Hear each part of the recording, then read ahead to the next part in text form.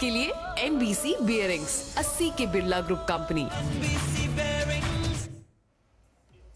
Hello and welcome friends, sports 9 में आपका स्वागत है। टीम इंडिया कैरेबियन टेस्ट में पास हो गई है, डिस्टिंक्शन के साथ पास हुई है। अब बारी जो है वो वनडे सीरीज की है। इनफैक्ट टीम इंडिया का जो मिशन वर्ल्ड कप है वो इसी वनडे सीरीज से शुरू होता है। 3 मैच की वनडे सीरीज है। पहला मुकाबला बारबाडोस में अभी से आधे घंटे के बाद शुरू होगा। 7 बजे पहली बॉल डाली जाएगी, उसी के ऊपर चर्चा करेंगे। इस मैच में कई रिकॉर्ड बन सकते हैं, कई रिकॉर्ड टूट सकते हैं, उन सब पर चर्चा करेंगे। लेकिन उससे पहले अभी की जो लेटेस्ट अपडेट है, जो ब्रेकिंग न्यूज है, वो आपको बताएंगी अलका। चलिए, ब्रेकिंग न्यूज आ भी गई है, पढ़ के बता देते हैं। आज से भारत वेस्ट इंडीज के बीच 3 मैच की वनडे सीरीज का आगाज होने वाला है, शुरुआत होने वाली है। बारबाडोस के किंगस्टन ओवल में खेला जाएगा पहला वनडे मैच। कैरिबियाई जमीन पर लगातार 7वीं वनडे सीरीज जीतने का मौका मिलने वाला है टीम इंडिया को। मोहम्मद सिराज टखने की चोट के कारण भारत वापस लौट गए हैं, जो बुरी खबर है टीम इंडिया के लिए। बारबाडोस में 21 साल से टीम इंडिया ने जीता नहीं है कोई भी वनडे, और ये खबर बदल सकती है, जीत सकती है। जिस हिसाब से टीम इंडिया का जो मोमेंटम चल रहा है, जिस हिसाब से वो खेल रहे हैं और जो उनका मोरल हाई है, कुणाल, मुझे लगता है कि ये वाला रिकॉर्ड टूट सकता है। क्या लगता है आपको? बिल्कुल, एक तरीके से नई शुरुआत है। आप कहें कि भाई सफेद से अब रंगीन कपड़ों में टीम इंडिया आ जाएगी। जो धूम धड़ाके जो फैंस देखना चाहते हैं, चौके छक्कों की ज्यादा दरकार रहती है फैंस को, तो वो चौके छक्के जो है वो ओडीआई फॉर्मेट में देखने को मिल सकते हैं। वेस्ट इंडीज के खिलाफ मुकाबला है और बारबाडोस में ये मुकाबला खेला जाएगा। वहां पर टीम इंडिया थोड़ी सी फंसती है, क्योंकि जैसा बताया 21 साल से नहीं जीते हैं। लास्ट ओडीआई वहां पर 2002 में जीता था। वैसे सिर्फ 3 ओडीआई वहां पर खेले, तो ये मुकाबला बड़े इंटरेस्टिंग रहेंगे। टीम इंडिया की एक तरीके से मिशन वर्ल्ड कप की शुरुआत हो रही है, क्योंकि यहां से आप देखें आपको 12-13 ओडीआई मैचेस खेलने। रोहित शर्मा ने भी ये बात बोली कि भाई यहां से हम वर्ल्ड कप की तरफ देख रहे हैं और उन खिलाड़ियों को भी देखेंगे, उस हिसाब से अपने कॉम्बिनेशंस को बैठाने की कोशिश करेंगे कि जो हमें वर्ल्ड कप के लिए जो खिलाड़ी चाहिए उनको यहां से आइडेंटिफाई करने की कोशिश करेंगे। यहां से वर्ल्ड कप का काउंटडाउन टीम इंडिया के लिए शुरू होता है। 3 मैच की वनडे सीरीज है। बिल्कुल सही बात है। चलिए, एक और ब्रेकिंग न्यूज आ गई है। बिल्कुल बताइए। जो हमने मैच की शुरुआत में कहा था कि अब बस शुरुआत होने वाली है, आगाज होने वाला है। तो टीम इंडिया ने टॉस जीत लिया है और पहले कर लिया है गेंदबाजी करने का फैसला। वाह, तो अच्छी शुरुआत, अच्छी टॉस जो है अब पहले ये बता आपको याद है टेस्ट सीरीज में टॉस नहीं जीत रहे थे? बिल्कुल मैच जीत रहे थे। लेकिन ये टॉस जीत गए हैं। डर लग रहा है। टीम इंडिया ने टॉस जीतकर पहले गेंदबाजी चुन ली है। अब कप्तान साहब के दिमाग में कुछ ना कुछ तो जरूर चल रहा होगा, जो उन्होंने गेंदबाजी चुन ली है। पहले जलवे दिखाएंगे कि किस तरीके से कम स्कोर बनाने का मौका मिलेगा यहाँ पे वेस्ट इंडीज को। टीम इंडिया ने टॉस जीतकर पहले जो चुनी है गेंदबाजी। पिच के मिजाज शायद ऐसे ही हो, क्योंकि अब रोहित शर्मा कोई गलती करने के मूड में नजर नहीं आ रहे। जैसा कि कुणाल ने बताया कि वो ये कह रहे हैं कि वर्ल्ड कप की तैयारी चल रही है। मुझे नहीं लगता कि तैयारी में कोई कोर कसर रहने वाली है। कुणाल, बिल्कुल रोहित शर्मा की बात आपने की। रोहित शर्मा ने टॉस के वक्त बोला भी है, मैं बता भी देता हूं व्यूअर्स को उन्होंने क्या बोला। We are gonna field first, no particular reason. उसके लिए कोई भी पर्टिकुलर रीजन उन्होंने स्टार्ट्स, क्योंकि 2002 में आखिरी बार जीते थे, ज्यादा मैचेस यहां पर खेले नहीं है, मगर उन्होंने कहा कि we gonna try few different things. जो मैं आपको बोल ही रहा था कि जो भी आपको एक्सपेरिमेंट्स करने हैं, जो भी आपको ट्राई करके देखना है, आप कौन से गेंदबाज, कौन से खिलाड़ी किस पोजीशन पे कैसा रिएक्ट करते हैं, किस सिचुएशन में रिएक्ट करते हैं, ताकि आप आइडेंटिफाई कर सको, बेस्ट पॉसिबल 11 को दिमाग में बनाते चल सको कि वर्ल्ड कप की बेस्ट पॉसिबल 11 क्या होगी, 15 क्या होंगे।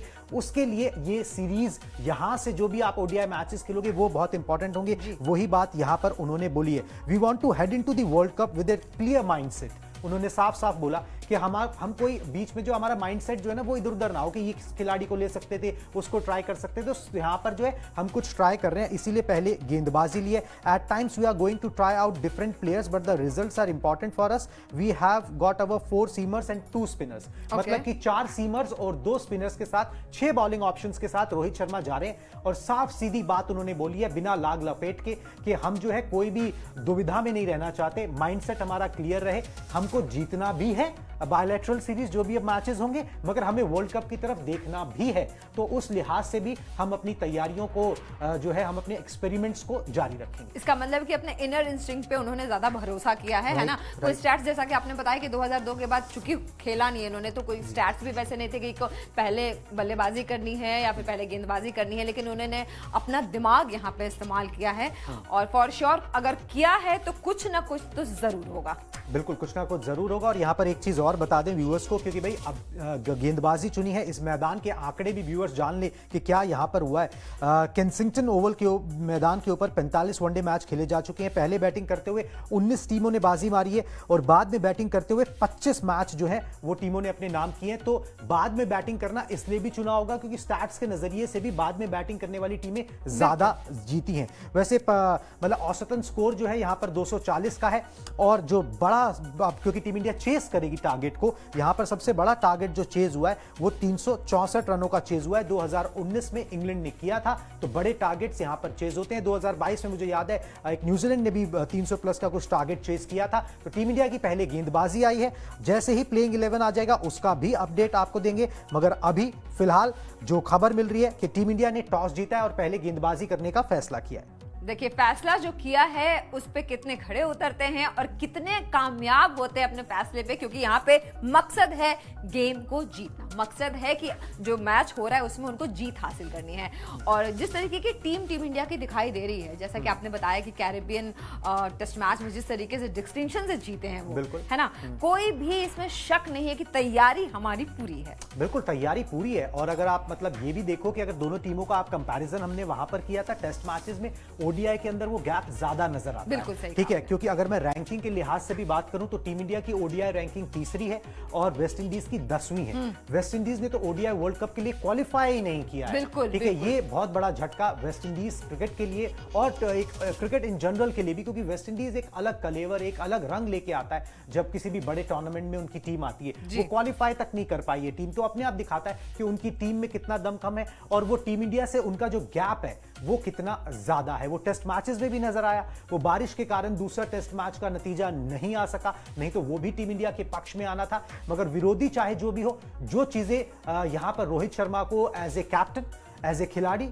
और टीम मैनेजमेंट को जो भी अचीव करना है वो अचीव कर पाए। जो खिलाड़ियों को यहां मौका मिलेगा वो अपना दिखा पाए कि भाई वो क्या टेबल पे प्रेजेंट कर सकते हैं, क्या ला सकते हैं, क्या स्किल उनके पास है। और वो जो गैप्स हैं, जो छोटे मोटे गैप्स हैं, जो आपको एक परफेक्ट 15, परफेक्ट 16, परफेक्ट 11 बनानी है वर्ल्ड कप के लिए, वो फिल हो पाए, वही कोशिश रहेगी। और वही बात रोहित शर्मा ने बोली। बिल्कुल सही बात है। तो एक बात बताइए, आपने कहा कि सफेद कपड़ों से रंगीन कपड़ों में आने का मौका मिला है और ये टाइम भी आ गया है।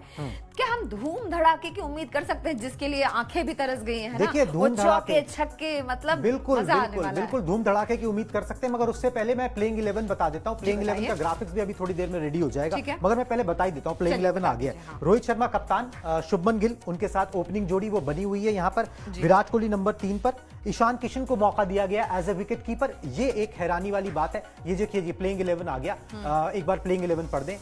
जी हाँ, शुभमन गिल, विराट कोहली, सूर्य कुमार यादव, ईशान किशन, हार्दिक पांड्या, रविंद्र जडेजा, कुलदीप यादव, शार्दुल ठाकुर, उमरान मलिक और मुकेश कुमार। और हमारे कप्तान साहब तो जो लीड कर रहे हैं वो हैं, ये है टीम इंडिया का प्लेइंग 11 जो जलवे बिखेरने वाला है, पहले गेंदबाजी में फिर बल्लेबाजी में। अब जो नाम दिखाई दे रहे हैं, ये जो नाम है ये बहुत ही प्रॉमिसिंग है। कहीं ना कहीं रोहित शर्मा ने कुछ उम्मीदें लगा रखी हैं इन सारे नाम से और उन्होंने कहा कि हम ज्यादा एक्सपेरिमेंट करने के मूड में नहीं है। कुणाल, तो आपको क्या लगता है कि ये जो टीम है, क्या वो जलवे बिखेर पाएगी? क्या वो धूम धड़ाका जिसके लिए हमारी सच में आंखें तरस गई थी और हम देखना चाहते थे, क्या वो देखने को मिलेगा हमें? बिल्कुल, आप देखिए, अगर इस टीम को देखें, प्लेइंग 11 को देखें, तो आप ये एक चीज पे गौर करिए। दो चीजें हैरान करती हैं। एक तो संजू सैमसन को जो है, संजू सैमसन वर्सेस ईशान किशन था। यहां पर ईशान किशन ने बाजी मारी है। उन्होंने टेस्ट मैचेस में अच्छा किया था, मगर संजू सैमसन को चुना गया था यहां पर, उनको नहीं, मगर ईशान किशन को मौका दिया गया है। ईशान किशन नीचे खेलेंगे, उनसे ओपनिंग नहीं कराई जा सकती, क्योंकि रोहित शर्मा और शुभमन गिल करेंगे। ईशान किशन नीचे नहीं खेलते हैं, वो उस फिनिशर की भूमिका को नहीं निभाते हैं। वो ऊपर से नीचे आए हैं। लाइक टू लाइक रिप्लेसमेंट या एक सही नाम जो होता है वो संजू सैमसन यहां पर होता है, पहली चीज। दूसरा, यहां पर क्योंकि सिराज नहीं है, उनके टखने में चोट लग गई थी, थोड़ा सोर था, सूजन थी, इसलिए वो वापस चले गए। मुकेश कुमार ने डेब्यू किया है, उनको ओडीआई डेब्यू करने का मौका मिला। उनका साथ यहां पर उमरान मलिक देंगे। तीसरे तेज गेंदबाज के तौर पर शार्दुल ठाकुर और चौथे तेज गेंदबाज के तौर पर यहां पर हार्दिक पांड्या आपके पास होंगे। स्पिनर्स की बात की जाए तो यहां पर आपको रविंद्र जडेजा और कुलदीप यादव पर भरोसा जताया गया है। युजवेंद्र चहल टीम के अंदर नहीं है। तो ये है जी मोटा मोटा प्लेइंग 11 की कहानी। बिल्कुल सही बात है। अच्छा, ठीक है, प्लेइंग 11 से आपको कितनी उम्मीदें दिखाई दे रही हैं? मतलब इसलिए पूछ रही हूं क्योंकि आप इतने ज्यादा एनालिसिस करते हुए, इतना ज्यादा आपने खेलते हुए देखा है इनको। मुझे सबसे पहले ये जानना है कि जो प्लेइंग 11 है इससे आप कितने कन्विंस्ड हैं? देखिए मैं इस प्लेइंग 11 से कन्विंस्ड हूं। आपके पास ज्यादा कुछ करने को नहीं था। Only one point talking point जो यहां पर हो सकता है वो ये है कि भाई ईशान किशन को जो है वो मौका मिला है, जबकि संजू सैमसन को मौका नहीं मिला है। एक यही आप पॉइंट है। बाकी जो है आप जो आपके पास अवेलेबल खिलाड़ी थे उन अवेलेबल खिलाड़ियों में से आपने बेस्ट टीम यहां पर चुनी है। ईशान किशन पे भरोसा जताया, कप्तान साहब के थोड़े करीबी भी हैं, तो वो भरोसा यहां पर जताया गया। बाकी 11 खिलाड़ी आपके जो होने चाहिए थे, जो भी आपका 15-16 का दल था उसमें से जो 11 होने चाहिए थे वही है। अच्छा, दूसरा सवाल मेरा ये है, मेरे ख्याल से व्यूअर्स भी ये जरूर जानना चाहते होंगे कि वेस्ट इंडीज को हमने खेलते हुए देखा टेस्ट मैच, मतलब बहुत ही बेहद खराब प्रदर्शन जिसे कहते हैं वो किया उन्होंने। आपको क्या लगता है कि टीम इंडिया के लिए क्या ये जीत उतनी आसान होगी है? यहाँ पे बराबर की टक्कर मिलने की उम्मीद है? देखिए यहाँ पर टक्कर और उम्मीद करते हैं कि यहाँ पर कप्तान बदला है वेस्ट इंडीज का, शे होप है। उम्मीद करते हैं कि वो टक्कर यहाँ पर देखने को जरूर मिले। खिलाड़ियों का, जो दर्शक हैं उनका मनोरंजन हो उस तरीके से। वेस्ट इंडीज अगर चुनौती पेश करती है तो ही मजा आएगा, तो ही आप अपनी चीजें जो अचीव करना चाहते हो वो कर पाओगे। क्योंकि विरोधी अगर अच्छा हो तो भी आपका टेस्ट जो है उसमें आपका आकलन अच्छा हो पाता है। बिल्कुल, विरोधी का मजबूत होना बहुत जरूरी है। बिल्कुल बिल्कुल, जो है वो एक अपोजिशन होना भी जरूरी है। बिल्कुल ठीक है, नहीं तो मोनोपोली हो जाती है। बिल्कुल, अपोजिशन होना जरूरी है। तो अपोजिशन अगर अच्छा करेगा तो यहाँ पर अच्छा जो है एक एग्जाम जो है उसमें मजा आएगा। कि कड़ा एग्जाम देके जब आप कड़ा एग्जाम देके आते हो और उसमें नंबर्स लाते हो तो उसकी बात ही कुछ और होता है ना उसमें, और उसमें सैटिस्फैक्शन होता है। तो ठीक है जी, ये हो गया सैटिस्फैक्शन। अब हम आ जाते हैं उन रिकॉर्ड्स के ऊपर जी। पहला किसका नाम? कौन? सचिन और विराट। चलिए जी, आप विराट कोहली का आपने नाम ले दिया तो विराट कोहली के बिना तो मतलब ब्रॉडकास्ट हो ही नहीं। पहले विराट कोहली के आंकड़े दिखा दे, फिर बता दे कि भाई वो क्या कमाल धमाल कर सकते हैं। वो सचिन का रिकॉर्ड तोड़ सकते हैं, बड़ी कामयाबी। यहाँ पर सचिन और रोहित बता दें आपको, रोहित और विराट कोहली माफ कीजिएगा, दोनों जो है वो सचिन से एक आगे निकल सकते हैं। रोहित शर्मा, विराट कोहली सचिन का रिकॉर्ड तोड़ सकते हैं। तो सचिन तेंदुलकर ने इन दोनों को किसी जमाने में कहा था कि ये मेरे रिकॉर्ड तोड़ सकते हैं, ये मुझसे आगे निकल सकते हैं। अब वो दिन जो है एक एक करके देखने को मिल रहे हैं हर मायने में। सबसे पहले विराट कोहली के आंकड़े दिखा दीजिए कि वनडे में उन्होंने क्या किया है, उसके बाद समझाएंगे कि कौन सा रिकॉर्ड जो है वो तोड़ सकते हैं सचिन तेंदुलकर का। चलिए, आंकड़े आ गए हैं। वनडे में विराट का प्रदर्शन कैसा रहा है? भारत वेस्ट इंडीज के बीच वनडे में जो मैच आज होने वाला है क्या हो सकता है, इसमें हमने कयास जो लगाए हैं। वनडे में विराट का जो प्रदर्शन है वर्ल्ड रिकॉर्ड से 102 रन की दूरी पे है। वनडे खेले इन्होंने 274 रन है इनके 12898, औसत इनका है 57.32 का, स्ट्राइक रेट इनका है 93.62 का और शतक इन्होंने लगाए हैं 46, यानी कि 46 शतक लगा चुके हैं विराट कोहली। और अब कुणाल ये बताएंगे कि ऐसा कौन सा रिकॉर्ड है जो वो छू सकते हैं। बिल्कुल, सचिन तेंदुलकर का एक बड़ा रिकॉर्ड है जिसको विराट कोहली तोड़ सकते हैं। ग्राफिक्स के जरिए आपको समझाते हैं, आपने बता ही दिया, थोड़ा सा हिंट दे ही दिया कि 102 रन वो दूर हैं उस रिकॉर्ड से। तो ये बता देते हैं 3 वनडे की सीरीज है, विराट के पास वर्ल्ड रिकॉर्ड तोड़ने का यहां पर मौका है। वनडे में सबसे तेज 13,000 रन बनाने से 102 रन दूर हैं विराट कोहली।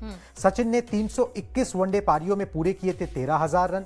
विराट कोहली के नाम 265 वनडे पारियों में 12,898 रन है, मतलब वो 102 रन अभी दूर है 13,000 के मार्क से। अगर वो शतक लगाते हैं तो वो इस मार्क को अचीव कर सकते हैं और सचिन तेंदुलकर से तेज कर सकते हैं। विराट वैसे जब 12,000 के आंकड़े पर भी पहुंचे थे ना ओडीआई में, तो वो भी सबसे तेज था। उससे पहले जो 11 था वो भी सबसे तेज था, जो 10 था वो भी सबसे तेज था। तो वो रिकॉर्ड जो है तोड़ते आए हैं जो सचिन तेंदुलकर ने बनाए थे। वैसे यहां पर व्यूअर्स को एक बात बतानी बहुत इंपॉर्टेंट है कि सचिन के बाद 3 और खिलाड़ियों ने जो है वो 13,000 रन बनाए थे जी। मगर वो तीनों खिलाड़ियों ने, मैं आपको नाम भी बता देता हूं, वो तीनों खिलाड़ियों ने सचिन तेंदुलकर से जल्दी नहीं बनाए थे। अच्छा, उनसे ज्यादा मैचेस लिए थे। ये विराट कोहली की रफ्तार है जो उनसे जल्दी बनाते चले जा रहे हैं और वो डिफरेंस जो है वो भी अच्छा खासा है। किंग है ना वो किंग कोहली है और वनडे में तो वाकई किंग कोहली है और वनडे की परफॉर्मेंसेस ने ही विराट कोहली को किंग बनाया। बिल्कुल सही कहा और ये उनके आंकड़े उस बात की तस्दीक करते हैं। वैसे जो सचिन के बाद जो 3 खिलाड़ी थे उनका नाम भी बताई दी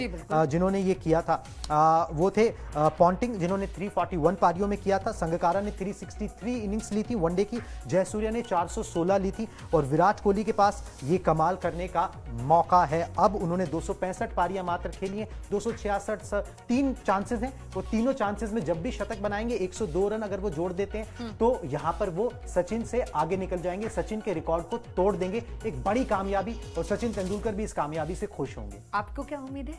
मुझे उम्मीद है कि ये दिन आज ही हो सकता है ना? ये दिन बिल्कुल आज ही हो सकता है। आज ही विराट कोहली जो है फॉर्म में भी है, बिल्कुल, बिल्कुल, फॉर्म में बिल्कुल। भी है, सब कुछ है, फिटनेस है, एक अच्छी मानसिकता है, एक अच्छे मूड में नजर आ रहे हैं, एक रिलैक्स नजर आ रहे हैं, कोई प्रेशर उन पे नजर नहीं आ रहा है। तो मुझे लगता है विराट कोहली ये कामयाबी इसी मैच में या फिर अगले मैच में मोस्ट प्रोबेबली हासिल कर लेंगे। चलिए, अब हमने बात कर ली विराट कोहली की, अब हम बात करते हैं कप्तान रोहित शर्मा की, जिसमें आप ये कह रहे थे कि वो सचिन से आगे निकल सकते हैं। क्या है वो रिकॉर्ड, उसके बारे में बताएंगे? पहले रोहित शर्मा के स्टार्ट दिखा लेते हैं। पहले रोहित उनके। शर्मा का ओडीआई करियर दिखाते हैं, किस तरीके से उनका ओडीआई करियर रहा है। जबरदस्त ओडीआई करियर उनका भी है। चलिए देख लेते हैं। 10,000 वनडे रन के करीब है रोहित शर्मा, जहां इन्होंने वनडे खेले हैं 243, रन है इनके 9825, औसत है इनका 48.63 का, स्ट्राइक रेट है इनका 90.02 का, और शतक इनके नाम है 30 शतक पूरे ये बना चुके हैं। 10,000 वनडे रन के करीब है। तो अब जल्दी से कुणाल ये भी बता दीजिए कि कौन सा ऐसा रिकॉर्ड है जिसमें ये सचिन से आगे निकल सकते हैं?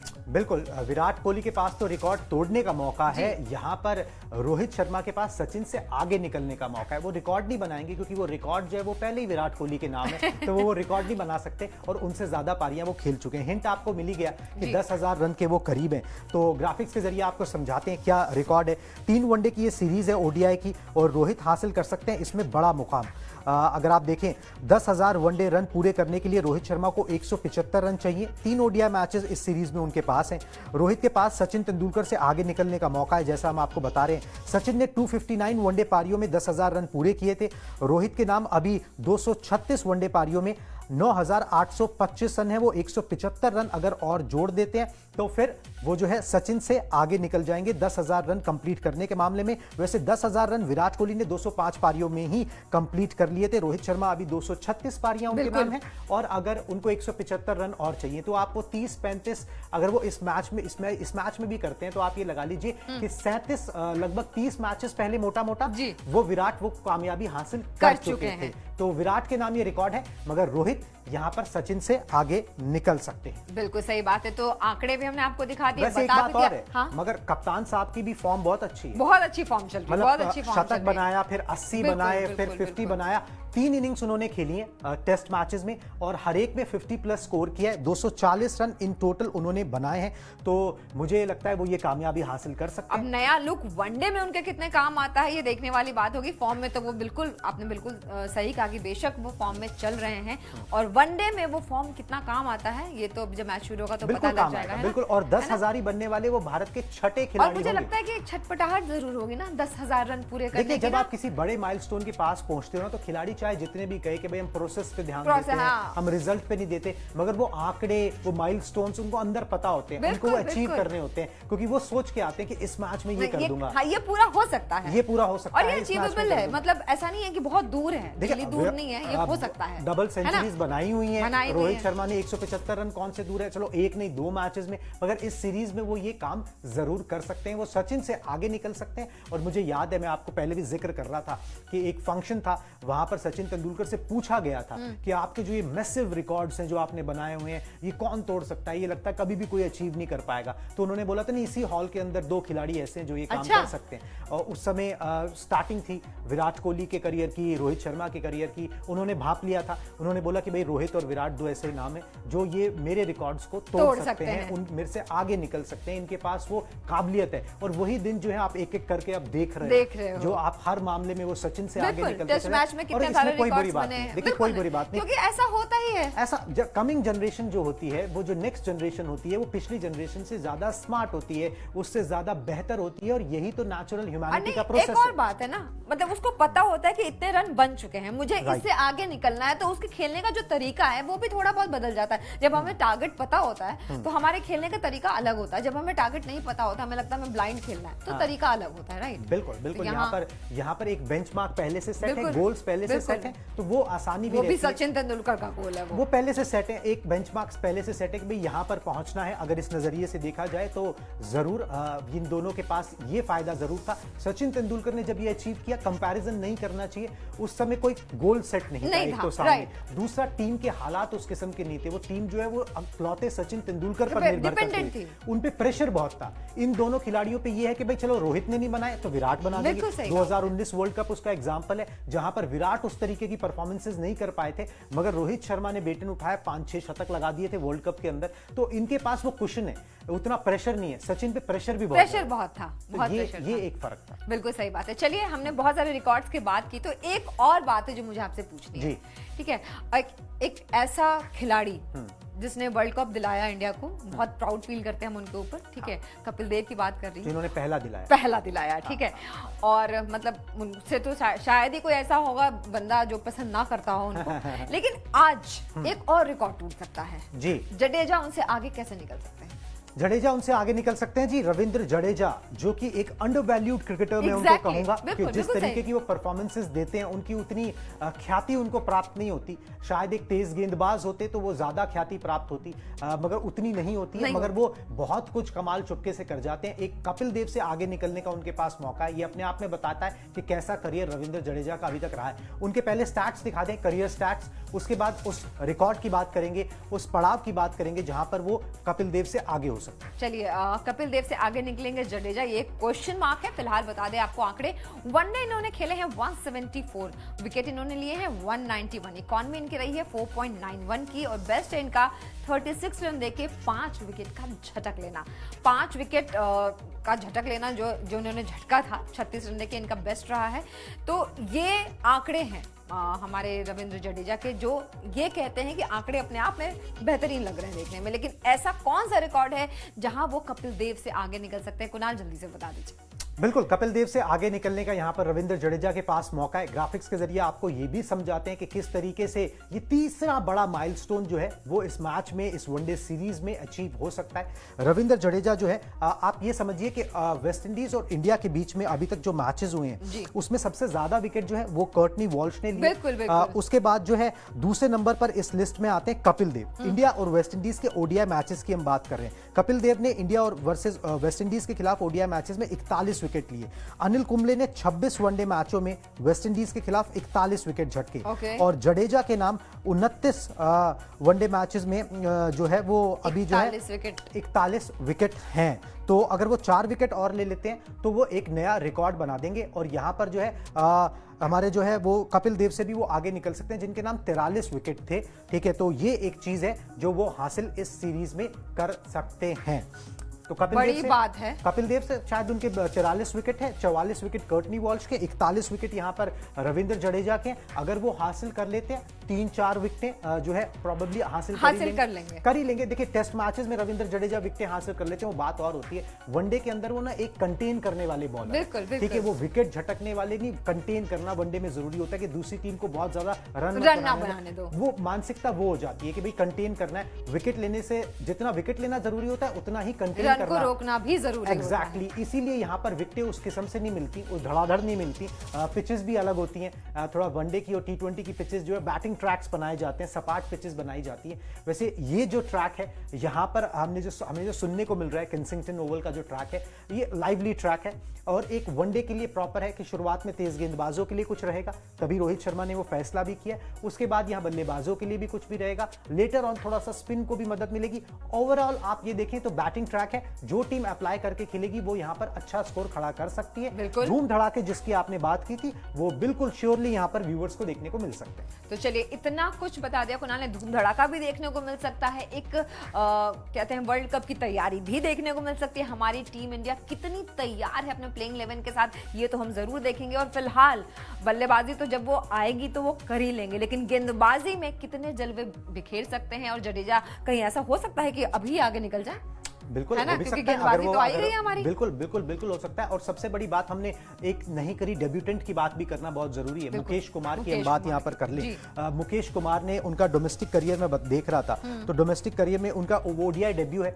कमाल की बात देखिए, कमाल की स्टोरी मुकेश कुमार के लिए भी। अभी थोड़े दिन पहले उन्होंने टेस्ट डेब्यू किया और उसके अंदर उन्होंने 2 विकेट शायद उन्होंने 2 विकेट उन्होंने झटके। अब वो अपना ओडीआई डेब्यू भी कर रहे हैं, क्योंकि मोहम्मद सिराज के एंकल में, टखने में थोड़ी सूजन थी, परेशानी थी। कोई वो प्रिकॉशनरी मेजर ले लिया गया ना, इसीलिए अब उन्हें वापस भेज दिया गया है। और यहाँ पर जो है मुकेश कुमार का डेब्यू होगा। उन्होंने लिस्ट ए मैचेस की बात करें जो आप तो लिमिटेड होते हैं, लिमिटेड ओवर्स के होते हैं, उसमें उन्होंने 24 लिस्ट ए मैचेस के अंदर 37 विकेट लिए हुए हैं। और जो उनका इकोनॉमी यहाँ पर नहीं दिख रहा मेरे को, मगर 24 मैचेस में 37 विकेट उनके नाम है लिस्ट ए के अंदर। फर्स्ट क्लास का कोई मतलब नहीं, डेज क्रिकेट होता है, तो ये लिमिटेड ओवर्स की हमने आपको आंकड़े बता दिए।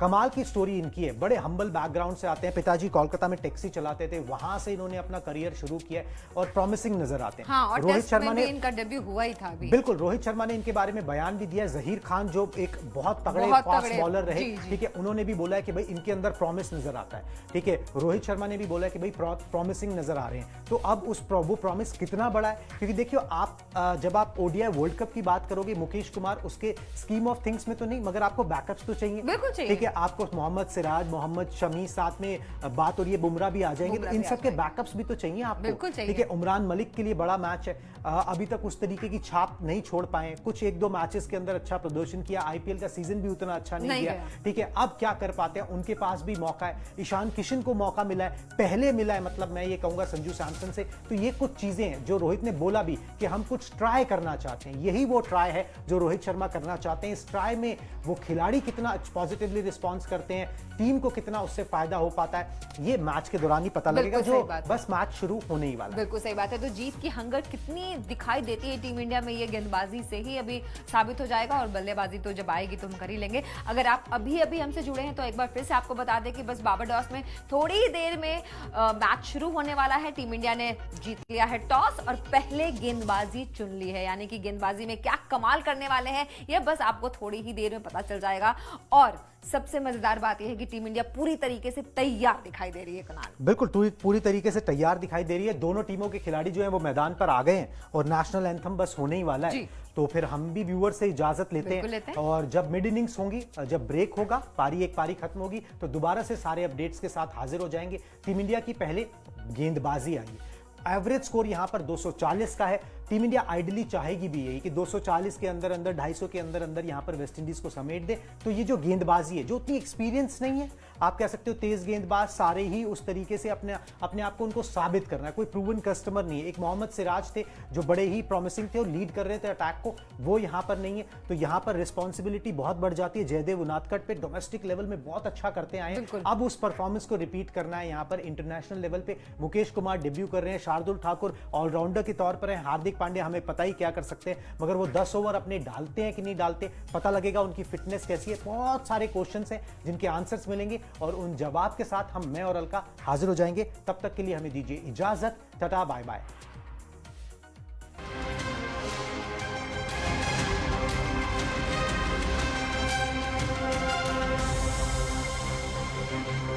लंबी रेस के लिए NBC बियरिंग्स, 80 के बिरला ग्रुप कंपनी।